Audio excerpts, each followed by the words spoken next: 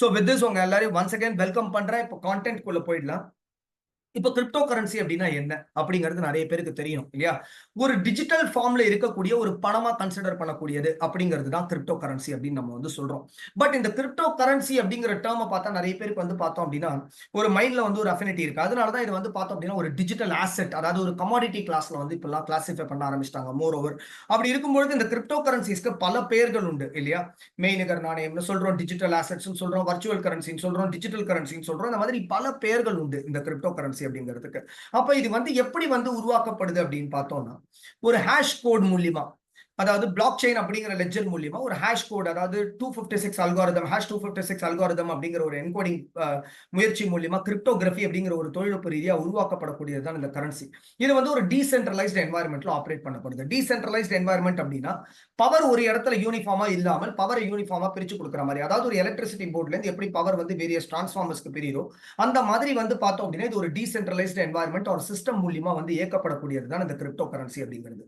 So அப்படி இருக்கும்பொழுது இது ஏன் உலக ரீதியா வந்து பார்த்தோம் அப்படின்னா இதை நம்ம ஏன் பயன்படுத்தணும், ஏன் இந்த கிரிப்டோ கரன்சி நமக்கு தேவை அப்படிங்கிற கேள்வி நிறைய பேர் மைண்ட்ல இருக்கும் இல்லையா?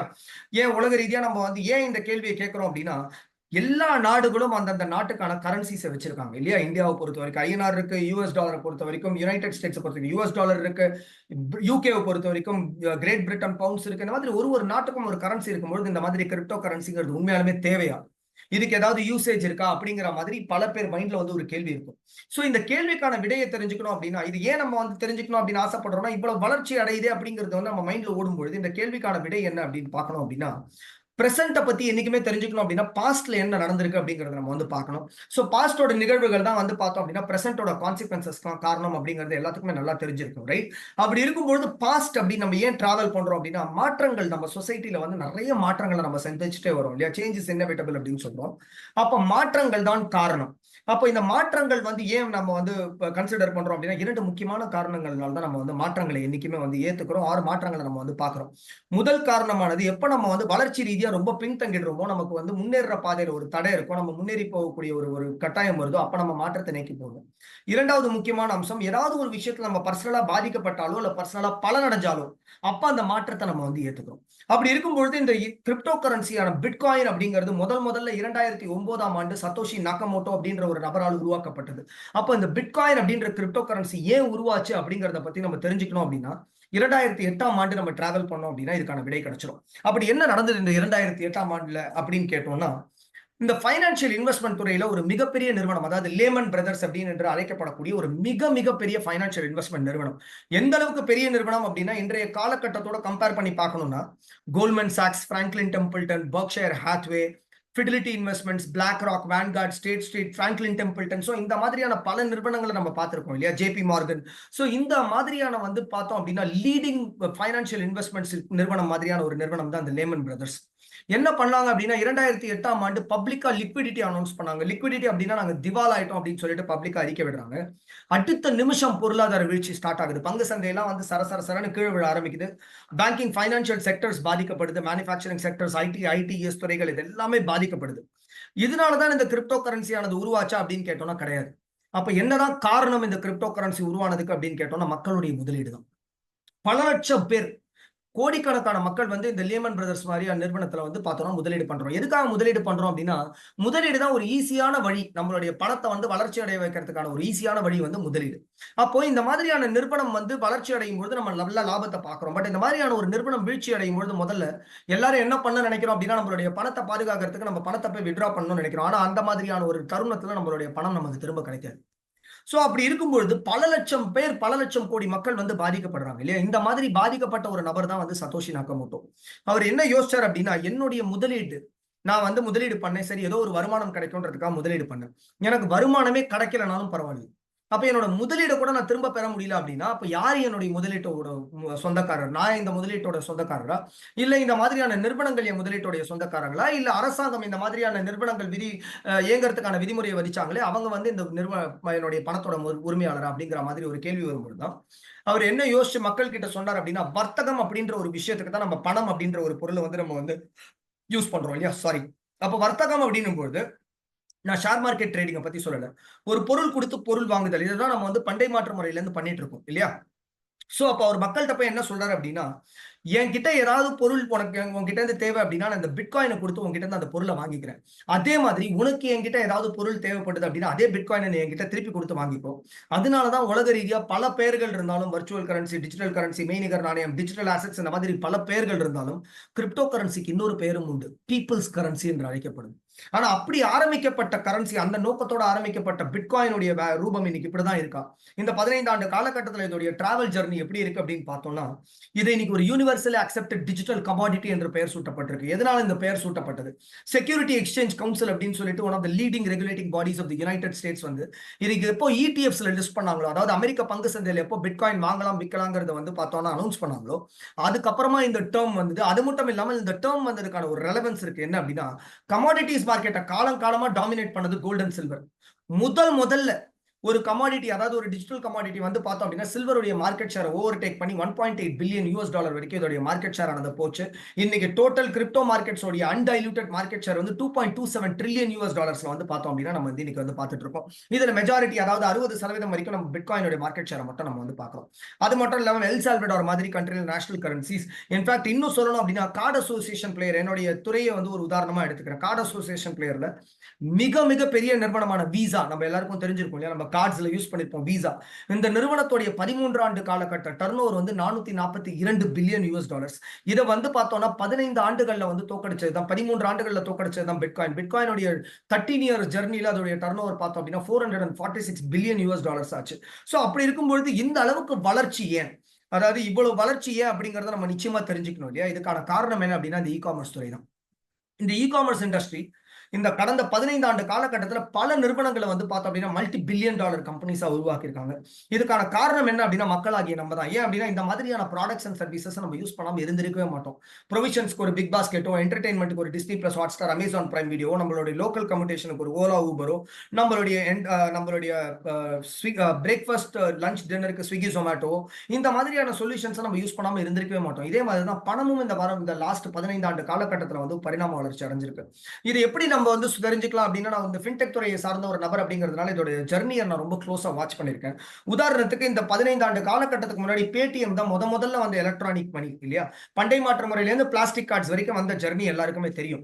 பட் இந்த பிளாஸ்டிக் கார்ட்ஸ்ல இருந்து நம்ம வந்து இந்த எலக்ட்ரானிக் மணிக்கு எப்போ இவால்வ் ஆனோம் அப்படின்னா இந்த 15 ஆண்டு காலகட்டத்துல நம்ம இவால்வ் ஆனோம். அப்படி என்ன மாதிரியான விஷயங்கள் நடந்தது? ஒரு 15 ஆண்டு காலகட்டத்துக்கு முன்னாடி நம்ம எல்லார்ட்டையும் பேடிஎம் யூஸ் பண்ண அப்படின்னு சொல்லியிருந்தோம்னா நம்ம எல்லார் மைண்ட்லயும் ஒரு பயம் இருந்திருக்கும்.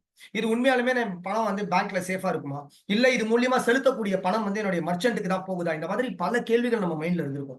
ஆனா இன்றைய காலகட்டத்தில் 99.9% நம்மளுடைய பேமெண்ட்ஸ் ஆனது வந்து பார்த்தோம் அப்படின்னா நம்ம வந்து வர்ச்சுவலா, அதாவது எலக்ட்ரானிக் மணி மூலியமா தான் செலுத்துறோம் இல்லையா. வாலெட்ஸ்ன்றது வந்து பார்த்தோம்னா இன்னைக்கு ரிடண்டன்ட் ஆயிட்டே போகுது. இதோடைய அடுத்த கட்டமா தான் நம்ம டிஜிட்டல் மணியை பார்க்கிறோம். எலக்ட்ரானிக் மணியோட நெக்ஸ்ட் ஃபேஸ். இப்போ இந்த எலக்ட்ரானிக் மணிக்கும் டிஜிட்டல் மணிக்கும் என்ன ஒரு பெரிய டிஃபரன்ஸ் அப்படின்னா, டிஜிட்டல் மணி அப்படிங்கிறது எந்த ஒரு இடைத்தடகர்களும் இல்லாமல் இயக்கக்கூடிய ஒரு ஃபங்க்ஷனாலிட்டியை படைத்தது. இதுதான் வந்து பார்த்தோம் அப்படின்னா மேஜர் டிஃபரன்ஸ் ஒன்.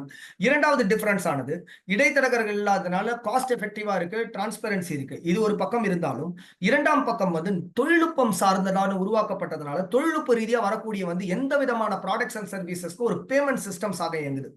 மூன்றாவது மோஸ்ட் இம்பார்ட்டன்ட், இதை வந்து நம்ம பணமா வித்ட்ராவே பண்ண முடியாது. பட் எந்த நாட்டு கரன்சியா வேணாலும் மாத்திக்க முடியும். உதாரணத்துக்கு ஒரு பிட்காயினை இந்தியன் ஐஎன்ஆரா மாத்திக்க முடியும், யூஎஸ் டாலரா மாத்திக்க முடியும். நம்ம வந்து அந்தந்த நாட்டு கண்ட்ரியோட கரன்சியா மாத்திக்கிட்டு அதுக்கப்புறமா நம்மளால வித்ட்ரா பண்ணிக்க முடியும்.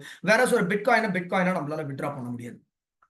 சோ இப்போ இந்த கிரிப்டோ கரன்சி வளர்ச்சி அடைஞ்சதுக்கான காரணமும் வந்து பார்த்தோம் அப்படின்னா இந்த எலக்ட்ரானிக் மணி, அதாவது இந்த இ காமர்ஸ் இண்டஸ்ட்ரி தான். ஆனா மக்கள் ஏன் இதை ஏத்துக்கிட்டாங்க? இன்னைக்கு 200 நாடுகள்ல கிரிப்டோ கரன்சியோட வர்த்தகம் நடக்குது. 50 நாடுகளுக்கு மேல பிட்காயின் மாதிரியான டாப் கிரிப்டோ கரன்சிஸை வந்து பேமெண்ட் சிஸ்டம்ஸ் ஆகவும் தொழில்நுட்ப ரீதியாக நடக்கக்கூடிய வந்து தொழில்களுக்கு வந்து பேமெண்ட் மெக்கானிசம்ஸ் ஆகவும் வந்து இயங்கக்கூடியதா இருக்கு. இதுக்கான காரணம் என்ன அப்படின்னு கேட்டோம்னா இந்த பிளாக் செயின் தொழில்நுட்பம் தான். ஆஸ் அ சர்டிஃபைட் கன்சல்டன்ட் எல்லாரும் என்கிட்ட வந்து கேட்கக்கூடிய ஒரே கேள்வி என்னன்னா, இந்த பிளாக் செயின் இவ்வளவு சொல்றாங்களே, இந்த பிளாக் செயின்னா என்ன? ஒரே வார்த்தையில பிளாக் செயினுடைய அர்த்தம் சொல்லணும் அப்படின்னா டேட்டா செக்யூரிட்டி. நம்மளுடைய டேட்டாக்கு கொடுக்கக்கூடிய வந்து பாதுகாப்பு தான். இன்னைக்கு அதனாலதான் பல million dollar companies and billion dollar companies இந்த பிளாக் செயின் தொழில்நுட்பத்துல வந்து பார்த்தோம் அப்படின்னா முதலீடு பண்றதுக்கு ரெடியா இருக்காங்க. ஏன் அப்படின்னா அவங்க பணத்தை பாதுகாக்கிறதோட அவங்களுடைய ரகசியங்களை பாதுகாக்கிறதுக்கான காலகட்டத்தில் வந்து இன்னைக்கு இருக்கிறதுனாலதான் இந்த பிளாக் செயின் தொழில்நுட்ப ரீதியா வந்து இந்த கிரிப்டோ கரன்சிஸ் இயங்கக்கூடியது வந்து ஒரு கிளியர் கட் ட்ரையலை ஃபர்ஸ்ட் ஆஃப் ஆல் கொடுக்குது. இரண்டாவது மோஸ்ட் இம்பார்ட்டன்ட், கிரிப்டோகிராஃபி அப்படிங்கிற ஒரு தொழில்நுட்ப ரீதியா உருவாக்கப்படுறதுனால இது வந்து ஒரு ஹைலி செக்யூர்டு முறையில ஒரு எண்ட் யூசர்ல இருந்து இன்னொரு எண்ட் யூசருக்கு வந்து பார்த்தோம் அப்படின்னா செலுத்தப்படுது. அது மட்டும் இல்லாம இன்னைக்கு வந்து பார்த்தோம் அப்படின்னா இடைத்தரகர்களே இல்லாமல் ஃபங்க்ஷனாலிட்டி படைக்கக்கூடியது அப்படின்னு சொல்றோம். அப்ப அதனால என்ன மாதிரியான ஆதாயங்கள் கிடைக்குது? உதாரணத்துக்கு என்னோட இண்டஸ்ட்ரி எடுத்துப்போம். இன்னைக்கு ஒரு கிரெடிட் கார்டு மூலியமா ஒரு பெட்ரோல் போடுறாங்கன்னு வச்சுக்கலாம். அந்த ஜர்னியை நம்ம வந்து பார்க்கலாம். அந்த ஜர்னி சைக்கிள் எப்படி இருக்கு அப்படின்றத பார்க்கலாம். நான் ஒரு கார்டு எடுத்துட்டு போயிட்டு ஒரு கிரெடிட் கார்டு ஸ்வைப்பிங் மிஷின்ல ஸ்வைப் பண்றேன். அடுத்த நிமிஷம் இந்த டிரான்சாக்ஷன் வந்து அந்த கார்டு டெர்மினல்ல இருந்து ஸ்விட்ச் நிறுவனங்களுக்கு ரூட் பண்ணப்படும். இன்டர்நேஷனலா தொழில்நுட்ப ரீதியா மிக சிறந்த நிறுவனங்கள், அதாவது வேர்ல்ட் லைன், ஹிட்டாச்சி, ஆட்டாஸ் இந்த மாதிரியான நிறுவனங்கள் இங்க இருந்து வந்து பார்த்தோம் அப்படின்னா இந்த டிரான்சாக்ஷன் வந்து எந்த கார்டு அசோசியேஷன் பிளேயரோ அந்த ரெஸ்பெக்டிவ் கார்டு அசோசியேஷன் பிளேயருக்கு ரூட் பண்ணப்படுது. ஸ்விட்ச் நிறுவனத்துல இருந்து மாஸ்டர் கார்டுனா மாஸ்டர், விசானா விசா, ரூபேனா ரூபே. அங்கிருந்து இந்த டிரான்சாக்ஷன் நம்மளுடைய வங்கிக்கு ரூட் பண்ணப்படுது. நம்ம வங்கியில பணம் இருக்குன்னு தெரிஞ்சிச்சுன்னா திருப்பி ரிவர்ஸ் ஃப்ளோல இந்த ப்ராசஸ் ஃப்ளோல வந்து இந்த டிரான்சாக்ஷன் செலுத்தப்படுது. வங்கியில பணம் இருக்குன்னு தெரிஞ்ச உடனே திருப்பி அப்ரூவல் அதே இடத்து அங்கிருந்து கார்டு அசோசியேஷன் பிளேயருக்கு, அங்கிருந்து ஸ்விட்ச் நிறுவனங்களுக்கு, ஸ்விட்ச் நிறுவனத்துல இருந்து கார்டு டெர்மினலுக்கு வருது. கார்டு டெர்மினல் ஒரு சார்ஜ் ஸ்லிப் ஜென்ரேட் ஆனோன்னு நமக்கு பெட்ரோல் போடுறாங்க, நம்ம அங்கிருந்து கிளம்பிடுறோம். ஆனா அடுத்த நாள் இந்த பெட்ரோல் போட்ட நிறுவனத்துடைய வங்கிக்கு கார்டு டெர்மினல் சப்ளை பண்ண நிறுவனத்துடைய வங்கியில இருந்து செட்டில்மெண்ட் என்ற முறையில வந்து பணம் செலுத்தப்படுது. அப்ப இதுல எத்தனை இடைத்தரகர்கள் இருக்காங்க அப்படின்னு பார்த்தோம்னா, கார்டு சப்ளை பண்ண நிறுவனத்துடைய வங்கி, நம்மளுடைய வங்கி, மர்ச்சன்டோடைய வங்கி, கார்டு அசோசியேஷன் பிளேயர் அண்ட் ஸ்விட்ச் நிறுவனங்கள், இந்த 5 பேருக்கும் இந்த டிரான்சாக்ஷன்ல ஒரு சார்ஜ் பகுதி. இது யார் பே பண்றாங்க அப்படின்னா மக்களாகிய நம்ம தான் பே பண்றோம். சோ இந்த இடைத்தரகர்களை வந்து பார்த்தோம் அப்படின்னா கம்ப்ளீட்டா எலிமினேட் பண்ணக்கூடிய ஒரு ஃபெசிலிட்டி ஆனது தான் இந்த பிளாக் செயின்.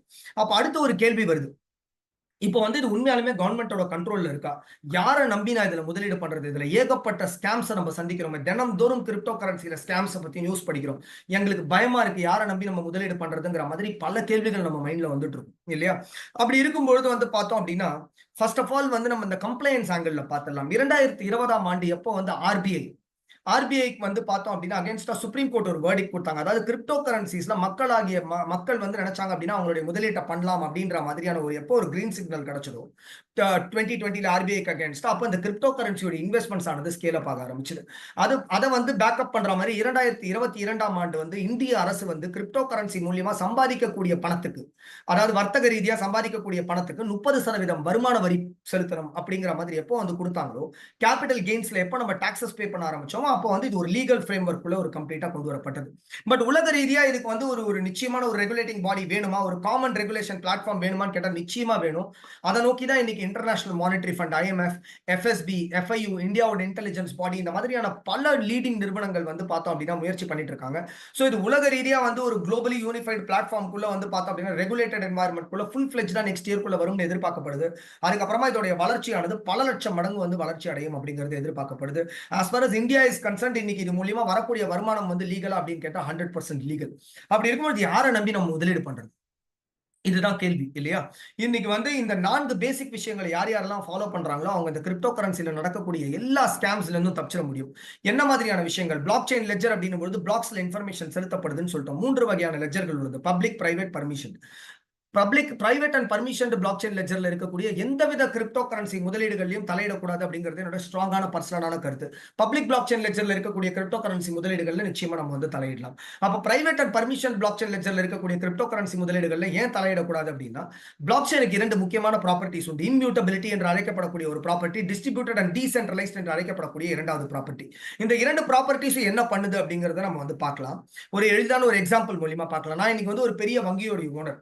நான் வந்து ஒரு ஜாயிண்ட் அக்கௌண்ட் வச்சிருக்கேன், ஒரு இண்டிவிஜுவல் அக்கௌண்ட் வச்சிருக்கேன். என்னுடைய பணத்தை இண்டிவிஜுவல் அக்கௌண்ட்ல செலுத்துறதுக்கு பதில் என்னோட ஜாயிண்ட் அக்கௌண்ட்ல செலுத்திட்டேன். இந்த டிரான்சாக்ஷனை இல்லாம பண்ண முடியுமா? அதாவது டைரக்டர்ஸ்க்குலாம் தெரியாம இந்த டிரான்சாக்ஷனை இல்லாம பண்ண முடியுமா? அதோட ட்ரையல் அண்ட் ட்ரேஸே இல்லாம பண்ண முடியுமான்னு கேட்டா பண்ண முடியும். ஆனா பிளாக் செயின் லெட்ஜரை பொறுத்த வரைக்கும் ஒன்ஸ் ஒரு இன்ஃபர்மேஷன் செலுத்தினா செலுத்தப்பட்டது, அதை யாராலையுமே வந்து பார்த்தோம் அப்படின்னா அழிக்க முடியாது. சோ அப்போ வந்து என்னுடைய பணம் செலுத்துறது தெரிஞ்சு போச்சு பிளாக் செயின் லெட்ஜர் மூலியமா. பட் ஆனா இதை வந்து நான் வந்து எப்படி வித்ட்ரா பண்ண முடியுமா நான் என் இஷ்டத்துக்கு அப்படின்னா, பவர் டீசென்ட்ரலைஸ்டா பிரிக்கப்பட்டதுனால கன்சென்சஸ் அப்படின்ற ஒரு அல்காரிதம் நம்ம வந்து செயல்படுத்தும் போது மட்டுமே அந்த மாதிரியான செயல்களை வந்து நம்மளால பெர்ஃபார்ம் பண்ண முடியும்.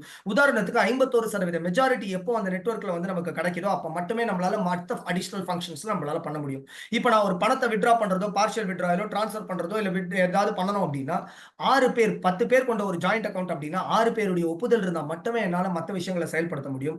அப்ப அந்த 2 ப்ராப்பர்ட்டிஸுமே ஒரு private and permission blockchain லெட்ஜரை பொறுத்த வரைக்கும் நல்லிஃபை பண்ணப்படுது. ஏன் அப்படின்னா இது ஒரு தனிப்பட்ட நபராலேயோ ஒரு தனிப்பட்ட நிறுவனத்தாலேயோ உருவாக்கப்படுறதுன்றதுனால வந்து பார்த்தோம் அப்படின்னா இந்த இரண்டு ப்ராப்பர்ட்டிஸும் நலிஃபை ஆகப்படுது. அப்ப பப்ளிக் பிளாக் செயின் லெட்ஜர்ல இருக்கக்கூடிய கிரிப்டோ கரன்சிஸ்ல முதலீடு பண்ணலாமா அப்படின்னு கேட்டா நிச்சயமா பண்ணலாம். ஏன் அப்படின்னா பல லட்சம் கோடி மக்களால் உருவாக்கப்படுறது இந்த பப்ளிக் பிளாக் செயின் லெட்ஜர் அப்படிங்கிறது. அப்போ அந்த பப்ளிக் பிளாக் செயின் லெட்ஜர்ல பல லட்சம் கோடி மக்கள் இருக்கும்போது நானே இன்னைக்கு ஒரு கிரிப்டோ கரன்சியை கிரியேட் பண்ணி உள்ள செலுத்தின அடுத்த நிமிஷம் இதோடைய சப்ளை வால்யூமோ டிமாண்டை வந்து ஆல்டர் பண்றதோ இன்க்ரீஸ் பண்றதோ இந்த மாதிரியான அத்தனை விஷயங்களும் செயலிழந்து போயிடுது. ஏன் அப்படின்னா அதை நான் செயல்படுத்துறோம் அப்படின்னா 51% மெஜாரிட்டி வேணும். அப்ப நான் எப்படி தெரிஞ்சுக்கிறது எந்த பிளாக் செயின் லெட்ஜர்ங்கிறது எப்படி தெரிஞ்சுக்கிறது? இன்னைக்கு யாராவது ஒரு கிரிப்டோ கரன்சி இன்வெஸ்ட்மெண்ட்ஸ் உங்களை நாடி வராங்க அப்படின்னா நீங்க முதல்ல அவங்கள்ட்ட கேட்க வேண்டிய கேள்வி இது எந்த லெட்ஜரை சார்ந்தது அப்படிங்கிறது தான். இதுக்கான விடையே தெரியல அப்படின்னா அவங்க அந்த கிரிப்டோ கரன்சி முதலீடை பத்தி ஒழுங்கா தெரிஞ்சுக்கல அப்படிங்கறது நீங்க வந்து ஸ்ட்ராங்கா தெரிஞ்சுக்கலாம். சோ அதையும் மீறி வந்து உங்களுக்கு ஒரு ஆர்வம் இருக்கு, நான் முதலீடு பண்ணணும், நான் வந்து தெரிஞ்சுக்கணும் அப்படின்னா நிறைய லீடிங் வெப்சைட்ஸ் இருக்கு. இது எல்லாத்தோட முக்கியமானது எப்படி நம்ம வந்து ரெஜிஸ்ட்ரேஷன் டாக்குமெண்ட் வந்து நம்ம வீட்டு மனைக்கு வந்து எப்படி தாய்ப்பத்திரமான ரெஜிஸ்ட்ரேஷன் டாக்குமெண்ட் ரெஃபர் பண்றோமோ கிரிப்டோ கரன்சிஸ் பொறுத்த வரைக்கும் என்னைக்குமே அதோட ஒயிட் பேப்பரை ரெஃபர் பண்ணும்.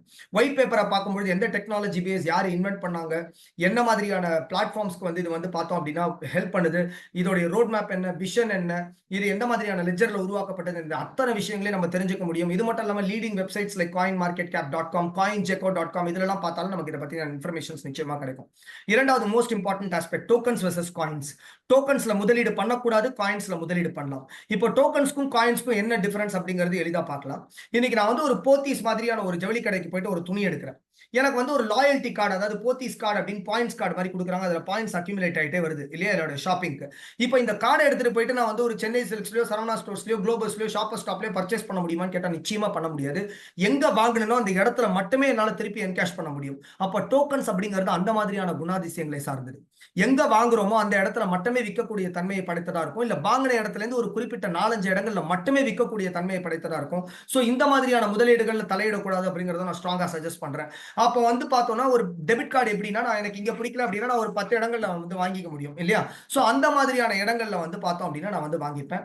அதுக்கு வந்து பார்த்தோம் அப்படின்னா நான் பிட்காயின் மாதிரியான ஒரு கிரிப்டோ கரன்சியை ரெஃபர் பண்றேன். ஏன் அப்படின்னா ஒரு 500 எக்ஸ்சேஞ்சஸ் உலக ரீதியா இருக்குன்னா நான் எங்க வேணாலும் வாங்கலாம், எங்க வேணாலும் விற்கக்கூடிய தன்மையை படைத்ததா இருக்கும். இந்த மாதிரியான கிரிப்டோ கரன்சி முதலீடுகள்ல மட்டும் தலையிடணும். மூன்றாவது மோஸ்ட் இம்பார்ட்டன்ட் ஆஸ்பெக்ட் ஃபண்ட்ஸ் எந்த தேர்ட் பார்ட்டி கண்ட்ரோல்லையும் இருக்கக்கூடாது.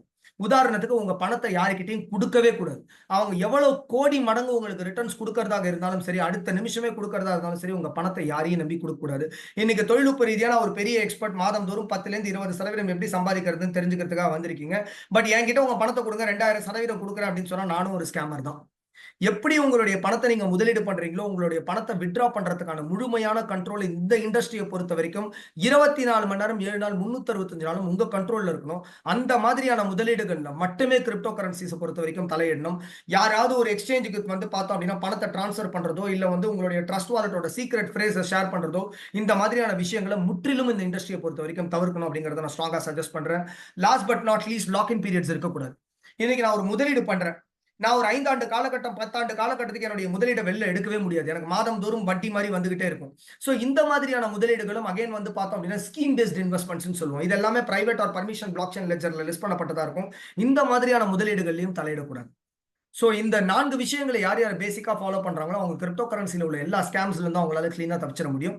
அப்படி இருக்கும்போது உண்மையாலுமே மில்லியன் டாலர் கொஸ்டின் என்ன அப்படின்னா இந்த இண்டஸ்ட்ரியில உண்மையாலுமே சம்பாதிக்க முடியுமா? சம்பாதிக்க முடிஞ்சா எவ்வளவு சம்பாதிக்க முடியும், எவ்வளவு மடங்கு சம்பாதிக்க முடியும், எவ்வளவு நாள்ல சம்பாதிக்க முடியும், இதுதான் கேள்வி இல்லையா? கிரிப்டோ கரன்சியோட growth வந்து பார்த்தோம் அப்படின்னா இன்வெஸ்ட்மெண்ட்ஸ் ரீதியா பார்த்தோம் அப்படின்னா கிரிப்டோ கரன்சில சீசன்ட் இன்வெஸ்டர்ஸ் எல்லாம் எவ்வளவு சம்பாதிக்கிறதுக்கான பாசிபிலிட்டி இருக்கு அப்படின்னா அவங்களுடைய இன்வெஸ்ட்மெண்ட் growth வந்து 500 மடங்குல இருந்து 500% to 5000% grow ஆகும். ஆனா இது வந்து இவ்வளவு பெரிய வளர்ச்சி இருக்குமா? இது உண்மையாலுமே பாசிபிளா? அப்ப எவ்வளவு காலகட்டத்துல வந்து இவ்வளவு growth ஆகும் அப்படின்றது கேட்டோம் அப்படின்னா யார் யார் கிரிப்டோ கரன்சி முதலீடுகளை 4 ஆண்டு காலகட்டத்துக்கு வச்சிருக்காங்களோ அவங்களுடைய எல்லாருடைய முதலீடும் ஒரு 500 இருந்து 5000 மடங்கு வந்து வளர்ச்சி அடையும். சோ இதுக்கு உண்மையாலுமே பாசிபிளா? இதுக்கு ஏதாவது ப்ரூஃப் இருக்கா? இல்ல இது நம்ம சும்மா சொல்றோமா, தியரட்டிக்கலா நம்ம சொல்றோமா அப்படின்னு கேட்டோம்னா இதுக்கான ப்ரூஃப் தான் பிட்காயின் ஹால்விங். இந்த பிட்காயின் ஹால்விங்னா என்ன? இது ஒரு தடவையும் கிரிப்டோ கரன்சி இண்டஸ்ட்ரியில ஒரு 4 ஆண்டு காலகட்டத்துக்கு ஒரு தடவை நடக்கக்கூடிய மிக மிக முக்கியமான ஒரு ஈவெண்டா கன்சிடர் பண்ணப்படுது. அப்படி என்ன நடக்குது இந்த பிட்காயின் ஹால்விங்ல? இது ஏன் அவ்வளவு இம்பார்ட்டன்ட் அப்படின்னு கேட்டோம்னா பிட்காயின் வந்து பிளாக்ஸ்ல வந்து பிட்காயின் பிளாக் செயின் லெட்ஜர்ல வந்து செலுத்தப்படுது. எப்போ 2,10,000 பிளாக் செலுத்தப்படுதோ அப்ப இந்த ஹால்விங் அப்படின்ற கான்செப்ட் ஆட்டோமேட்டிக்கா ட்ரிகர் ஆகிற மாதிரி ப்ரோக்ராம் பண்ணப்பட்டிருக்கு. அப்ப இந்த ஹால்விங் அப்படின்ற கான்செப்ட் ஆட்டோமேட்டிக்கா ட்ரிகர் ஆகப்படுற ப்ரோக்ராம் பண்ணும்போது இதுக்கு எடுக்கக்கூடிய ஆவரேஜான காலகட்டமானது 4 ஆண்டு காலகட்டங்கள். அப்படி இந்த ஹால்விங்னா என்ன, இதுக்கும் வர்த்தகத்துறைக்கும் என்ன சம்பந்தம் அப்படிங்கிற மாதிரி நிறைய பேர் மைண்ட்ல ஒரு கேள்வி இருக்கும் இல்லையா? இப்போ ஒரு கிரிப்டோ கரன்சியும் உருவாக்குவர்களுடைய பேர் வந்து என்ன சொல்றோம் அப்படின்னா மைனர்ஸ் அப்படின்னு சொல்றோம். இன்டகிரேட்டட் சர்க்யூட்ஸ் மூலியமா இந்த கிரிப்டோ கரன்சிஸை உருவாக்குறாங்க இல்லையா? அவங்க இந்த கிரிப்டோ கரன்சிஸை உருவாக்குறது மட்டும் அவங்களுடைய வேலை இல்லை. இந்த என்டையர் ஈகோ சிஸ்டத்தையும் அவங்க தான் பாதுகாக்கிறாங்க. உதாரணத்துக்கு ஒரு டிரான்சாக்ஷனுடைய ஃப்ளோவை மானிட்டர் பண்றதுல இருந்து, டிரான்சாக்ஷன்ஸ் வந்து அப்ரூவ் பண்றதுல இருந்து, ஃப்ராடுலன்ட் ஆக்டிவிட்டிஸ் ப்ரிவென்ட் பண்றதுல இருந்து, டபுள் ஸ்பெண்டிங் இந்த மாதிரியான ஆக்டிவிட்டிஸ் எலிமினேட் பண்றதுல இருந்து, இதெல்லாம் ஏன் அவங்க பண்றாங்க அப்படின்னா, எந்த லெட்ஜர்ல அவங்க மைன் பண்றாங்களோ அந்த லெட்ஜர்ல இருந்து ஒரு காயின்ஸ் ஆனது, ஒரு பஞ்ச் ஆஃப் காயின்ஸ் வந்து அவங்களுக்கு ஊதிய தொகையாக வழங்கப்படுது. சோ அப்ப இந்த ஹால்விங்க்கும் இதுக்கும் என்ன சம்பந்தம் அப்படின்னா, ஒரு ஹால்விங் முடிந்த பிறகும் இந்த ஊதிய தொகையாக வழங்கக்கூடிய தொகை வந்து 50% குறைக்கப்படுது. 50% ஸ்லாஷ் பண்ணிடுவாங்க. இப்போ நம்ம வந்து ஒரு வேலைக்கு போறோம். வருடம்தோறும் 10% சம்பாதிச்சா அந்த வேலையில கண்டினியூ பண்ணுவோமா? இல்ல ஒரு 4 ஆண்டு காலகட்டத்துக்கு ஒரு தடவை 50% நம்மளுடைய சம்பளமானது குறைக்கப்பட்ட நம்ம அந்த வேலையில கண்டினியூ பண்ணுவோமா? இந்த மாதிரி ஒரு நிகழ்வு நடக்கும்போது என்ன நடக்கும் அப்படின்னா, நிறைய பேர் இந்த மைனிங் பண்றதை விட்டுட்டு எங்க அட்ராக்டிவ் போனஸ் கொடுக்குறாங்களோ அந்த இடத்துக்கு மூவ் ஆவாங்க. அப்ப இதோடைய சப்ளை வால்யூம் ஆனது ரெஸ்ட்ரிக்ட் பண்ணப்படுது. இதோடைய டிமாண்ட் ஆனது ஆட்டோமேட்டிக்கா ஸ்கை ராக்கெட் ஆகுது. இது உண்மையாலுமே நடக்குதா அப்படின்னா இதுக்கான ப்ரூஃப் தான் இந்த ஸ்லைட்ல காமிச்சிருக்கேன். பிட்காயினுடைய பிரைஸ் மூவ்மெண்ட்ஸ் வந்து 2010 ஆண்டுல இருந்து 2024 ஆண்டு வரைக்கும் நான் இதுல ஷேர் பண்ணிருக்கேன். இதுல 2 முக்கியமான ட்ரெண்ட்ஸை வந்து நம்ம வந்து பார்க்கலாம். என்ன மாதிரியான ட்ரெண்ட்ஸ்? ஹால்விங்க வந்து 2 சைக்கிளா பிரிக்கிறோம். ஹால்விங்க்கு முன்னாடி ஆண்ட ப்ரீ ஹால்விங் இயர்னு சொல்றோம். ஹால்விங் அண்ட் ஹால்விங்க்கு அப்புறமா உள்ள ஆண்டுகளை வந்து பார்த்தோம் அப்படின்னா போஸ்ட் ஹால்விங் அப்படின்னு, ஹால்விங் போஸ்ட் ஹால்விங் ஆண்டுகள் அப்படின்னு சொல்றோம். அப்ப இரண்டாவது ட்ரெண்ட் என்னங்கறத நம்ம முதல்ல பார்க்கலாம். ஒரு ஹால்விங்க்கு அப்புறமும் குறிப்பிட்டு பிட்காயினுடைய பிரைஸ் மூவ்மெண்ட்ஸ் வந்து பார்த்தோம் அப்படின்னா ஒரு 1.5 ஆண்டுல இருந்து 2 ஆண்டு காலகட்டம் வரைக்கும் நம்ம வந்து பார்க்கலாம். இதுல ஹால்விங் ஆண்டு நம்ம வந்து பார்த்தோம் அப்படின்னா லெஃப்ட் சைடுல ரெட்ல குறிச்சிருக்கேன். 2012 ஆண்டு, 16 ஆண்டு, 20 ஆண்டு, 24 ஆண்டு, 4 ஆண்டுகளும் 4 ஹால்விங் நடந்த ஆண்டுகள். சோ இப்ப இந்த ட்ரெண்ட் நம்ம வந்து கொஞ்சம் கவனிக்கலாம். 2012 வந்து பார்த்தோம்னா $5 இருந்த பிட்காயின் அடுத்த 2 வருஷத்துல $754 உயர்ந்தது. அதே மாதிரி 2016 ஆண்டு $434 இருந்த பிட்காயின் அடுத்த 2 ஆண்டுகள்ல $13,657 உயர்ந்தது.